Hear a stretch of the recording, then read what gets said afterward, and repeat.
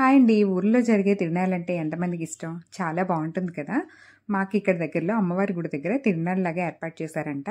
సరే వెళ్దామని బయలుదేరామనమాట. ఇంక వచ్చేసరికి లేట్ అయిపోతుంది కదా అని ఇంట్లో ముందుగానే చపాతీ పిండి అయితే కలిపి పెట్టేశాను. బయట చినుకులు పడుతున్నాయి కదా! వచ్చిన తర్వాత వేడివేడిగా చపాతీ చేసుకోవచ్చు అని చెప్పేసి బయలుదేరామనమాట. అక్కడికి వెళ్ళిన తర్వాత తిరునాళ్ళు ఒక్కటే కాదండి, చక్కగా ఎగ్జిబిషన్ లాగా పెట్టారు. పిల్లలు ఆడుకోవడానికి బోల్డని గేమ్స్, అలాగే పెద్దవాళ్ళు ఆడుకునే గేమ్స్ ఉన్నాయి. షాపింగ్ ఏరియా మొత్తం కూడా షాపింగ్ అండి. అసలు ఎంత బాగుందో తెలుసా? బోల్డ్ మంది జనం వచ్చారనమాట.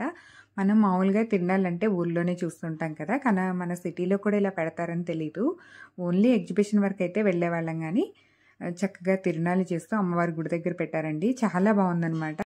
అది ఉంది, ఇది ఉందని కాదండి. మొత్తం అన్ని రకాలు అమ్మేస్తున్నారు ఇక్కడ. కాకపోతే రేట్లు మాత్రం చాలా ఎక్కువ చెప్తున్నారు.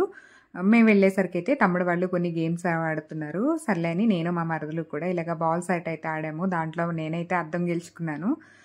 కొంచెం నవ్వొచ్చింది కానీ ఫన్నీగా జరిగిపోయింది. ఇంటికొచ్చి చపాతీ చేసుకొని తినేసాం.